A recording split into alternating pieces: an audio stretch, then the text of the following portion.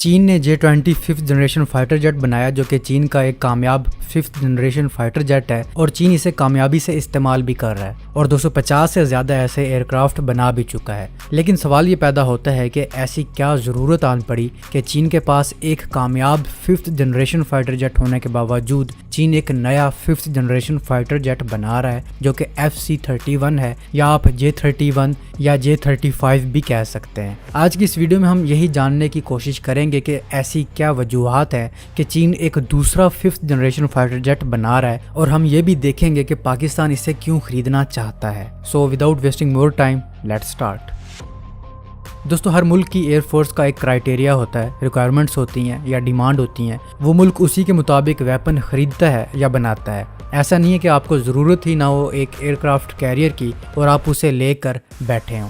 इसी तरह चीन को जिस फाइटर जेट की ज़रूरत थी, चीन ने वो कामयाबी से बना लिया और ऑपरेट भी कर रहा है। लेकिन ऐसा कैसे हो सकता है कि एक मुल्क के पास एक एडवांस टेक्नोलॉजी आ जाए, यानी कि फिफ्थ जनरेशन टेक्नोलॉजी, और वो मुल्क उस टेक्नोलॉजी का सही से इस्तेमाल ही ना कर पाए, मतलब इससे कमा ही ना पाए, पैसे ही जनरेट ना कर पाए? ऐसा नहीं हो सकता। लेकिन चीन का J-20 एक बहुत महंगा, बड़ा और heavy weight stealth fighter jet है जो स्पेसिफिकली चीन की एयरफोर्स के लिए डिज़ाइन किया गया है। चीन की एयरफोर्स की रिक्वायरमेंट को ये पूरा कर रहा है।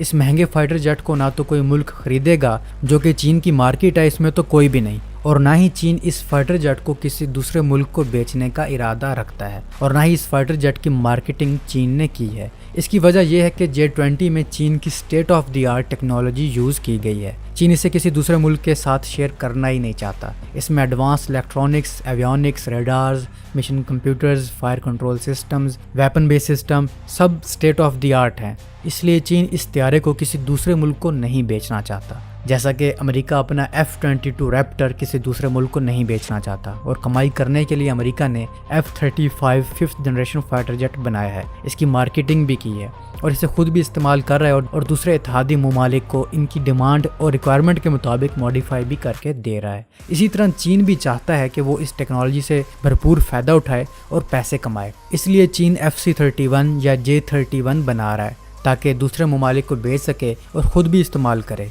यहाँ दूसरा सवाल ये बनता है कि खुद क्यों इस्तेमाल करें? चीन के पास तो अपनी रिक्वायरमेंट के मुताबिक एक फ़ाइटर जेट है, तो क्या ज़रूरत है खुद इस्तेमाल करने की?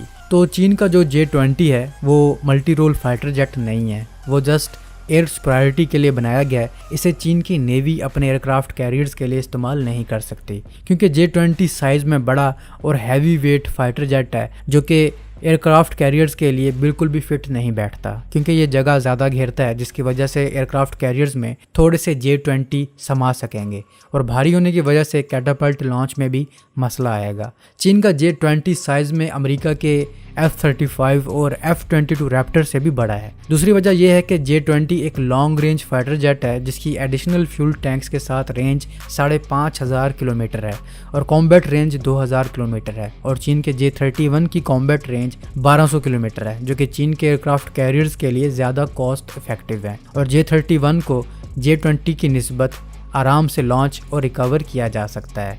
J-20 और J-31 के अगर कुछ फीचर्स का मुवाजना किया जाए तो J-20 एयर सुपरियॉरिटी के लिए बनाया गया है, जिसमें वेपन्स भी ज़्यादातर एयर टू एयर रखे गए हैं। J-31 मल्टी रोल है, ये नेवी के लिए भी इस्तेमाल हो सकता है और एयरफोर्स के लिए भी, और हर किस्मी वेपन्स कैरी करने के लिए डिज़ाइन किया गया है, जिनमें एयर टू एयर वेपन भी हैं और एयर टू ग्राउंड भी और एंटी शिप वेपन भी हैं। J-31 चूँकि साइज़ में, वेट में हल्का है, तो मैन्यूवरेबिलिटी में भी J-20 से काफ़ी अच्छा है। J-20 की स्पीड मार्क 2 है और J-31 की स्पीड हाई अल्टीट्यूड पर मार्क 1.8 और सी लेवल पर 1.1 मार्क है। J-31 मैक्सिमम 52,000 फीट की ऊंचाई तक प्रवास कर सकता है, जबकि J-20 66,000 फीट की ऊंचाई तक प्रवास कर सकता है। J-20 में कैपेसिटी ज़्यादा है, ये 11,000 किलोग्राम के वेपन कैरी कर सकता है, और J-30 थोड़ा छोटा है, इसके वेपन कैरी करने की सलाहियत ज़्यादा से ज़्यादा 10,000 किलोग्राम है। J-20 में लॉन्ग रेंज और short range air to air missile हैं और कुछ बॉम्ब्स हैं, जबकि J-31 में 12 medium range air to air missiles हैं और 8 air to ground supersonic missiles हैं और 8 500 kg के डीप पेनिट्रेशन बॉम्ब है, और इसके अलावा J-31 30 छोटे बॉम्ब्स भी कैरी कर सकता है। इन दोनों एयरक्राफ्ट्स में सबसे बड़ा फ़र्क ये है कि इन दोनों एयरक्राफ्ट्स को चीन की 2 मुख्तलिफ कंपनियों ने डिज़ाइन और मैन्युफैक्चर किया है। J-20 को चेंगदू एयरक्राफ्ट इंडस्ट्री ग्रुप ने डिज़ाइन और मैन्युफैक्चर किया है। इसी कंपनी ने पाकिस्तान के साथ मिलकर JF-17 पर भी काम किया था और J-10 भी इसी कंपनी की प्रोडक्ट है जिसे पाकिस्तान ने भी खरीदा है। और जबकि FC-31 या J-31 की बात की जाए तो इसे डिज़ाइन और मैन्युफैक्चर करने वाली कंपनी शैनजांग एयरक्राफ्ट कंपनी है, जिसका तजुर्बा इस मैदान में चेंगदू से ज़्यादा है। चेंगदू 66 साल पहले बनी थी और शैनजांग 73 साल पहले बनी है। शैनजांग माजी में J-2, J-5, J-6, J-7, J-8, J-11, J-15 और J-16 जैसे एयरक्राफ्ट बना चुकी है और H-6 जैसे बॉम्बर भी बना चुकी है। और मज़े की बात यह है कि अब तक जितने भी इस कंपनी ने एयरक्राफ्ट बनाए हैं वो सभी के सभी रूस के मिग और सू तैयारों की कॉपीज़ थी। और J-31 वो पहला फाइटर जेट है इस कंपनी का जो किसी दूसरे फाइटर जेट की कॉपी नहीं है। J-31 अभी डेवलपमेंट के आखिरी फेज़ में है, या आप इसे कह सकते हैं कि ये टेस्टिंग फेज़ में है। इसने अपनी पहली परवाज़ 2011 में भरी थी और अनकरीब ये सर्विस में शामिल होने वाला है। J-31 को अगर एक्सपोर्ट के हवाले से देखा जाए तो चीन का पहला मकसद ही ये था कि इसे बना के बेचा जाए। अभी ये पूरी तरह बना ही नहीं है कि पाकिस्तान ने पहले ही इसमें दिलचस्पी दिखाना शुरू कर दी है। पाकिस्तान ने कह भी दिया है कि वो J-31 खरीदेगा। इसकी सबसे बड़ी वजह यह है कि एक तो ये दुनिया के दूसरे जितने भी 5th जनरेशन फाइटर जेट हैं ये इनसे सस्ता होगा। दूसरी बड़ी वजह यह है कि ये फाइटर जेट लेने से पाकिस्तान एयरफोर्स पहले से भी ज़्यादा तगड़ी एयरफोर्स बन जाएगी, जिसके पास टाइम से पहले ही 5th जनरेशन फाइटर जेट आ जाएगा। जैसा कि आप जानते हैं कि पाकिस्तान अपने भी 5th जनरेशन फाइटर जेट पर काम कर रहा है, लेकिन वो बहुत स्लो है और इस पर काफ़ी टाइम लगेगा। 2028 या 30 में जाकर ये शायद मुमकिन हो। और जो चीज़ पाकिस्तान एयरफोर्स 2030 में जाकर हासिल कर पाएगी वो गैप अनकरीब पूरा हो जाएगा। J-31 की सबसे ख़ास बात यह है कि अमेरिका के F-35 का ये डायरेक्ट कंपिटिटर है। ये लॉन्च ही F-35 की मार्केट को हिलाने के लिए हुआ है। माना कि ये उस तरह F-35 की मार्केट को कम्पीट नहीं कर सकेगा जैसा कि अमेरिका ने इसे कई बड़े ममालिक को बेचा है।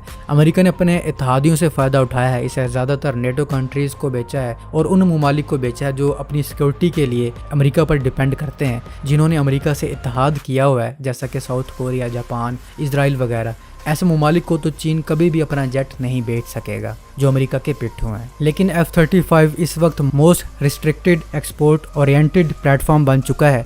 अमेरिका ने कई नेटो कंट्रीज़ को भी F-35 देने से इनकार किया है और मुस्लिम कंट्रीज़ को तो अभी तक बिल्कुल भी नहीं दिया, खासकर अरब कंट्रीज़ को जो इस एयरक्राफ्ट को लेना चाहते हैं। तो यहाँ पर एक बहुत बड़ा गैप है जो J-31 पूरा कर सकता है। अगर चीन इसके लिए भरपूर कैंपेन चलाए तो कई अरब ममालिक इस जेट को ख़रीद सकते हैं। इस जेट को ख़रीदने की एक बड़ी वजह यह है कि J-31 दुनिया का पहला 5th जनरेशन फाइटर जेट है जो F-35 की कैपेबिलिटीज़ को मैच कर रहा है। मतलब एक चीज़ जो इंतहाई महंगी एक मुल्क ख़रीद रहा है वही चीज़ सस्ते में मिलेगी।